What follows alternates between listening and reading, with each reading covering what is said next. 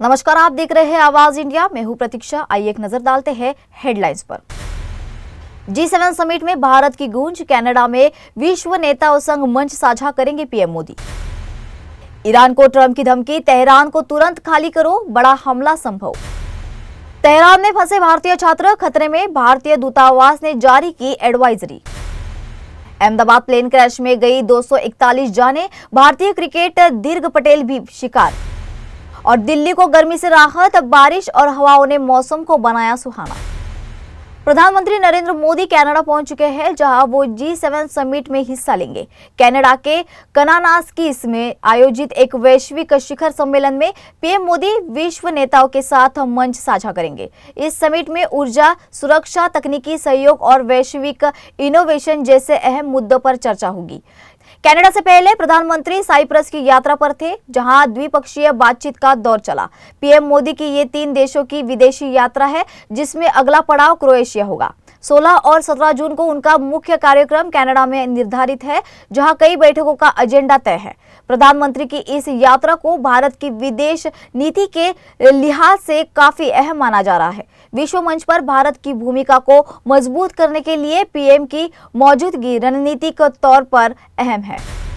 क्या ईरान पर अब तक का सबसे बड़ा हमला होने वाला है?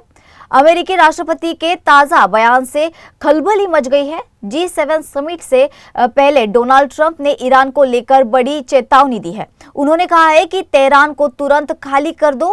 ट्रंप ने दोहराया है कि ईरान के पास परमाणु हथियार नहीं हो सकते। उन्होंने अफसोस जताया है कि ईरान ने उस समझौते पर हस्ताक्षर नहीं किए हैं जो उनसे कहा गया था। इस बयान के बाद तेहरान में सैन्य और नागरिक सतर्कता बढ़ गई है। पहले ही इजरायल कई हमले ईरान की राजधानी पर कर चुका है। अब अमेरिकी बयान ने संभावित बड़े सैन्य ऑपरेशन की अटकलें तेज कर दी है। दुनिया की नजर अब ईरान पर है। अगला कदम क्या होगा? पश्चिम एशिया में इजरायल और ईरान के बीच तनाव अब चरम पर पहुंच चुका है। तेहरान में हालात इतने खराब है कि भारतीय दूतावास को एडवाइजरी जारी करनी पड़ी है। साफ कहा गया है कि जो भी भारतीय तेहरान में है वो तुरंत शहर छोड़ दे। इस तनाव के बीच तेहरान में रह रहे करीब 140 भारतीय मेडिकल छात्र बुरी तरह फंस चुके हैं। छात्र वहां की 2 यूनिवर्सिटी में MBBS की पढ़ाई कर रहे हैं। छात्रों ने बताया है कि शुक्रवार तड़के 3:20 बजे एक बड़ा धमाका हुआ, जिससे सब दहल गए। आसमान में काले धुएं और ड्रोन की हलचल ने डर और बढ़ा दिया है। फाइटर जेट्स की गड़गड़ाहट और धमाकों की आवाजें रात भर आती रही। हॉस्टल में ब्लैकआउट था और छात्र नीचे फर्श पर बैठे हुए रहे। दहशत में पूरी रात यूनिवर्सिटी प्रशासन ने हौसला जरूर बढ़ाया है, लेकिन हालात बेहद डरावने हैं। छात्रों ने भारत सरकार से जल्द निकासी की गुहार लगाई है, तो उनका कहना है कि हमें भारत की ताकत पर भरोसा है, बस हमें घर वापस लाया जाए। 12 जून 2025 को अहमदाबाद से लंदन जा रहा एयर इंडिया का विमान टेक ऑफ के कुछ सेकंड बाद ही क्रैश हो गया। इस भीषण हादसे में 241 यात्रियों की मौत हो गई है, जिसमें 23 साल का क्रिकेटर दीर्घ पटेल भी शामिल था। दीर्घ हाल ही में यूनिवर्सिटी ऑफ हडर्सफील्ड से आर्टिफिशियल इंटेलिजेंस में मास्टर्स कर चुके हैं। वह इंग्लैंड की लीड्स मॉडर्नियंस CC के लिए खेलते थे। तो 2024 में उन्होंने 20 मैचों में 312 रन बनाए हैं और 19 विकेट झटके। दीर्घ का सपना है इंग्लैंड में रेजिडेंट खिलाड़ी बनकर करियर बनाना था, तो उनकी लीग और यूनिवर्सिटी ने गहरा दुख जताया है। उन्हें असाधारण प्रतिभा बताया, लेकिन 12 जून का ये दर्दनाक हादसा उनका सपना और जीवन दोनों छीन ले गया। दिल्ली वालों के लिए गर्मी से राहत की खबर है। बारिश के साथ चल रही तेज हवाओं ने मौसम को सुहाना बना दिया है। भीषण गर्मी से परेशान लोगों को अब राहत महसूस हो रही है। हालांकि सोमवार को हल्की धूप जरूर निकली, लेकिन गर्मी का असर कम रहा। मौसम विभाग ने दिल्ली में अगले 3 दिनों के लिए येलो अलर्ट जारी कर दिया है।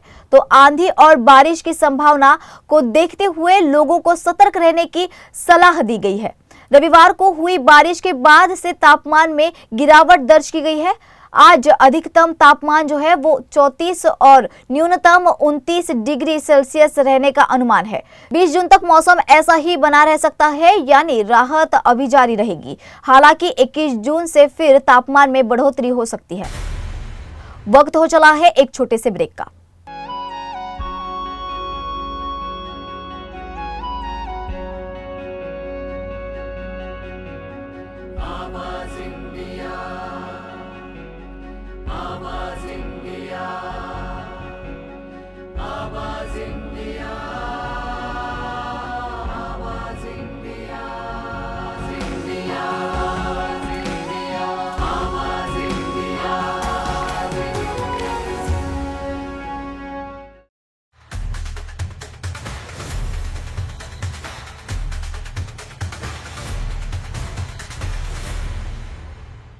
ब्रेक के बाद आपका फिर एक बार स्वागत है। देश भर में मौसम ने पूरी तरह करवट ले ली है। उत्तर भारत में जहां चिलचिलाती गर्मी ने लोगों को बेहाल कर दिया है, वहीं कई राज्यों में बारिश आफत बन गई है। मानसून अब गुजरात और मध्य प्रदेश तक पहुंच चुकी है और यानी कि अब बाढ़ और तूफान, बिजली गिरने का खतरा और बढ़ गया है। गुजरात के सौराष्ट्र और कच्छ में भारी बारिश को देखते हुए रेड अलर्ट जारी किया गया है। कोकण कोस्ट के रास्ते आई मानसूनी हवाओं ने पूरे राज्य को अपने चपेट में ले लिया है। वहीं केरल से लेकर ओडिशा, बिहार, कर्नाटक, झारखंड और पश्चिम बंगाल जैसे 16 राज्यों में ऑरेंज अलर्ट रहा है। यहाँ अगले 24 घंटे में भारी से बहुत भारी बारिश, वज्रपात और तेज हवाएं चल सकती है। इसी के साथ 13 राज्यों जैसे दिल्ली, एनसीआर, उत्तराखंड, पंजाब, आसाम और हिमाचल में येलो अलर्ट जारी किया हुआ है। इन जगहों पर हल्की बारिश के साथ 50 से 60 किलोमीटर प्रति घंटे की रफ्तार से हवाएं चल सकती है। दिल्ली वालों को गर्मी से राहत मिल सकती है, लेकिन बिजली गिरने और तेज हवाओं से सतर्क रहना होगा। मौसम विभाग ने 17 जून के लिए खास चेतावनी जारी की है और लगातार अपडेट्स पर नजर बनाए रखने को कहा है। तो यानी मौसम फिलहाल कहर भी बन सकता है। सावधान रहे, सुरक्षित रहे। 23 मई को हुए राजा रघुवंशी हत्याकांड को 1 महीना होने वाला है। तो इंदौर निवासी राजा की हत्या उनकी पत्नी पूनम उर्फ सोनम ने अपने प्रेमी राज कुशवाहा और उसके दोस्तों के संग की थी। हत्या का प्लान शादी के बाद महज 12 दिन बाद मेघालय के वेई साउडोंग फॉल्स में अंजाम दिया गया है। आज मेघालय पुलिस और फॉरेंसिक क्राइम सीन यूनिट घटनास्थल पर पहुंची। पुलिस ने 5 आरोपियों को लेकर मौके पर क्राइम सीन को रिक्रिएट किया है। एसडीआरएफ की टीम भी पूरे ऑपरेशन में तैनात रही। फॉरेंसिक टीम ने हत्या में इस्तेमाल धारदार हथियार भी बरामद कर लिया है। तो पुलिस के मुताबिक यह हथियार आरोपियों ने गुवाहाटी से खरीदा था।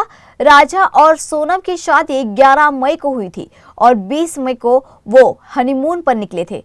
23 मई को सोनम ने 3 साथियों संग मिलकर राजा को मौत के घाट उतार दिया। राजा का शव 2 जून को खाई में बरामद हुआ और 9 जून को सोनम ने सरेंडर कर दिया। फिलहाल सभी 5 आरोपी पुलिस की हिरासत में है और पूछताछ जारी है। बॉलीवुड सुपरस्टार आमिर खान की मोस्ट अवेटेड फिल्म सितारे जमीन पर को आखिरकार सेंसर बोर्ड की मंजूरी मिल गई है।